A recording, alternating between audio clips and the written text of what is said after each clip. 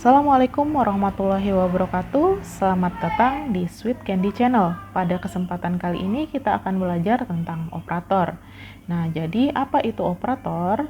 Pada dasarnya, operator adalah suatu simbol atau bisa juga dikatakan sebagai suatu karakter khusus. Nah, simbol dan karakter khusus ini biasanya digunakan pada suatu ekspresi untuk menghasilkan suatu nilai. Nah, selanjutnya saya akan menjelaskan yang mana yang dikatakan sebagai suatu ekspresi. Nah, di dalam suatu ekspresi ini biasanya terdapat beberapa hal penting. Jadi, misalkan saja, ini contoh. Contohnya saya punya suatu ekspresi, misalnya 3 ditambah 2 dikali 4 dikurangi 1. Nah, 3, 2, 4, 1 ini merupakan suatu 3, 2, 4, 1 ini merupakan suatu operan. Nah, jadi di dalam suatu ekspresi terdapat nilai-nilai yang disebutkan sebagai operan.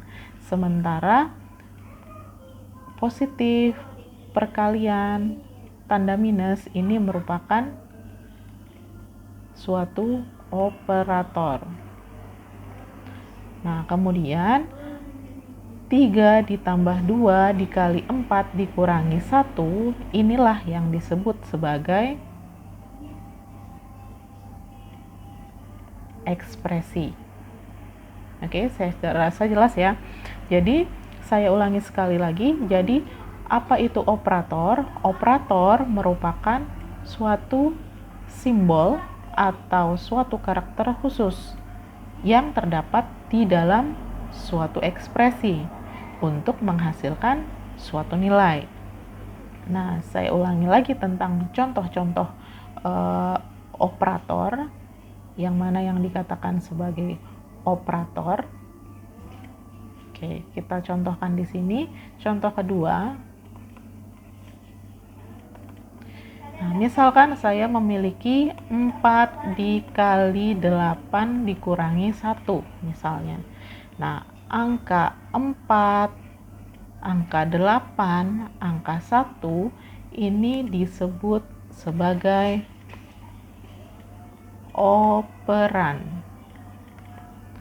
Nah, kemudian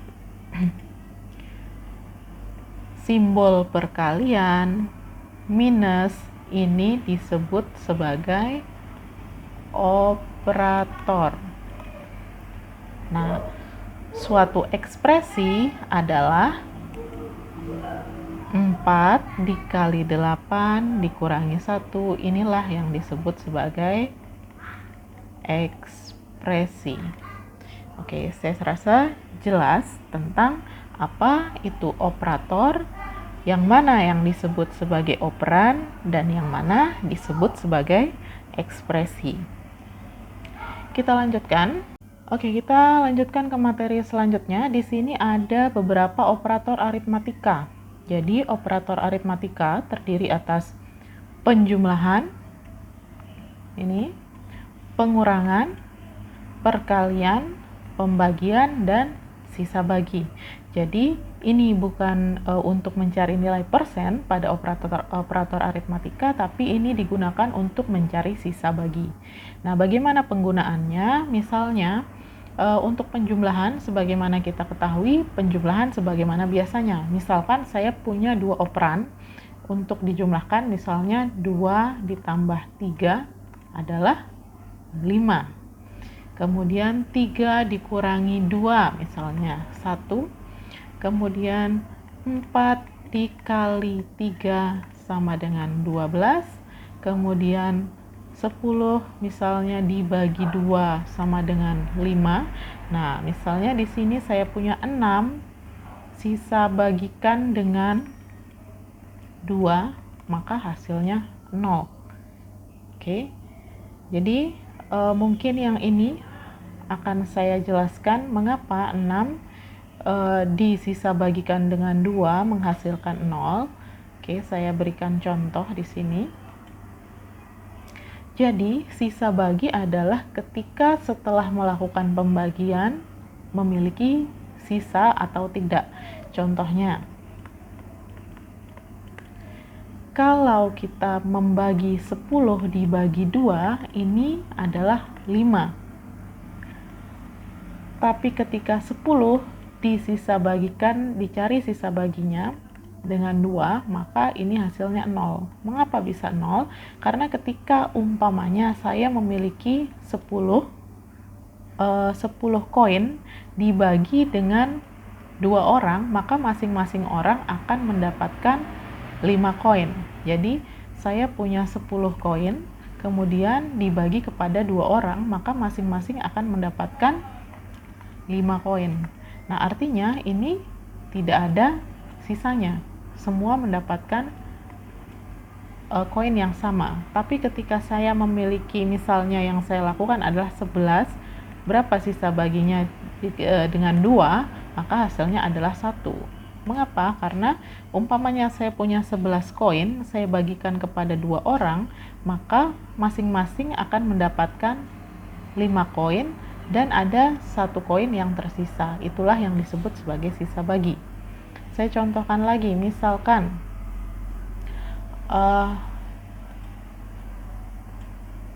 saya memiliki 7, berapa sisa baginya dengan 3, maka kita bisa membuat, saya punya 7 koin, saya bagikan kepada 3 orang, maka masing-masing orang mendapatkan 2 koin yang rata, sama rata, dan ada sisa 1 koin.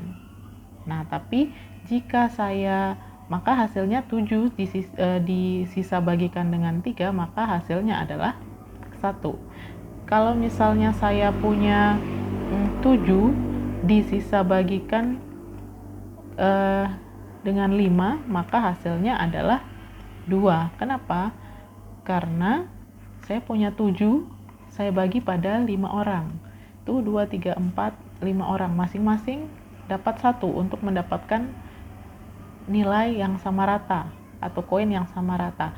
Maka ada 1, 2, 3, 4, 5 yang sudah dibagikan. Maka ada 2 sisa koin. Artinya 7 sisa bagi dengan 5 adalah 2. Jadi kita memiliki soal di sini, jumlahkan 2 buah bilangan di mana nilainya adalah A 5 dan B 7. Lalu hasil penjumlahan kedua buah bilangan tersebut dikalikan dengan 2, tampilkan hasil yang diperoleh. Baik, jika soal ini akan kita terjemahkan ke dalam bentuk flowchart, mudah saja caranya. Pertama yang kita ketahui bahwa untuk membuat suatu flowchart, pertama-tama kita harus memberikan di mana start dan end-nya dulu. Jadi kita buat start. Setelah itu jumlahkan 2 buah bilangan di mana A sama dengan 5, B sama dengan 7. Artinya kita harus menginputkan nilai dulu. Jadi saya punya A adalah 5, B adalah 7. Kemudian hasil penjumlahan kedua buah bilangan dikalikan. Berarti ada proses penjumlahan bilangan. Maka simbol yang kita gunakan adalah simbol proses. Di sini yang dijumlahkan adalah misalnya H atau hasil adalah A ditambah B. Kemudian setelah kedua bilangan dijumlahkan, hasilnya dikalikan dengan 2. Oke, hasilnya adalah dikalikan dengan 2. Misalnya kita sebutkan Y adalah H dikali 2. Nah, tampilkan hasilnya. Yang diminta adalah hasil setelah dilakukan perkalian. Berarti kita tinggal tampilkan output hasil, yaitu Y. Setelah ini berarti selesai N. Oke, jadi pertama start, inputkan nilai A dan B, kemudian jumlahkan, proses penjumlahan disimpan di dalam variabel H. Kemudian untuk nilai Y yang akan ditampilkan adalah perkalian dari hasil penjumlahan bilangan. Maka setelah itu ditampilkan. Nah, sekarang kita akan menuliskan flowchart ini ke dalam bentuk bahasa pemrograman. Pertama-tama yang akan kita lakukan adalah melakukan inisialisasi apa saja yang kita butuhkan untuk membuat suatu program, yaitu dengan memberikan variabel-variabel yang dibutuhkan. Umpamanya saja untuk saat ini yang saya butuhkan adalah saya butuh variabel A untuk menyimpan nilai A dan variabel B untuk menyimpan nilai B. Nah, untuk nilai A, nilainya adalah 5, dan untuk nilai B, nilainya adalah 7. Lalu yang diminta, hasil penjumlahan kedua buah bilangan dikalikan dengan 2. Artinya kita diminta untuk menjumlahkan isi dari variabel A dan B. Kita tinggal melakukan proses di sini penjumlahan A ditambah B. Nah, tetapi untuk penjumlahan A ditambah B, kita harus punya tempat untuk menampung hasil untuk menjumlahkan.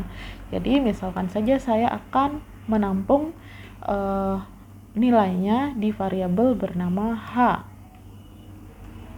Nah, jadi untuk membentuk suatu variabel H, saya harus mendeklarasikan nanti nilai yang tersimpan di dalam variabel H ini tipe datanya apa. Oleh sebab itu, saya bisa menuliskan integer karena A dan B bertipe data integer.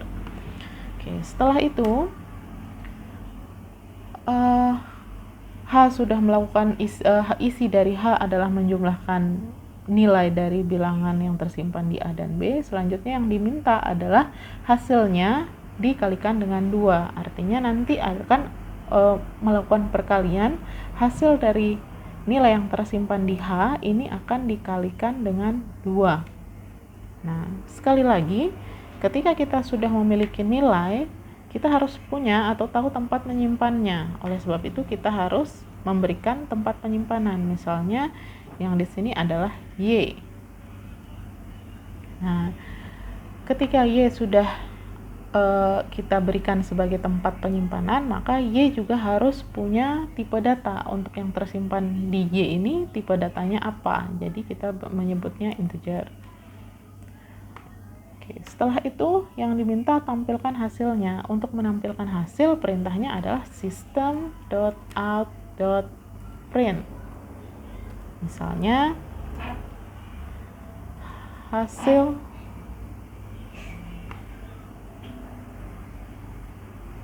di sini saya salah.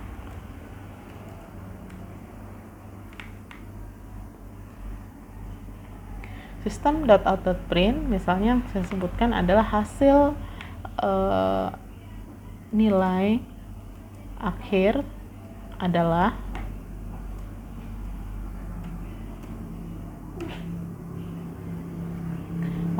tinggal dipanggil variabel tempat penyimpanannya, yaitu variabel Y. Lalu kita klik run,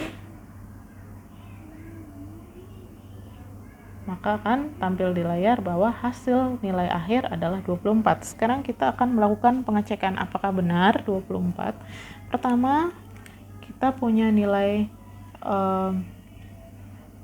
A dan B di sini dijumlahkan, ini hasilnya adalah berapa? 12. Kemudian di sini hasil dari 12 ini dikalikan 2, maka akan dimunculkan hasilnya yaitu 24. Oke, kita balik lagi sekarang.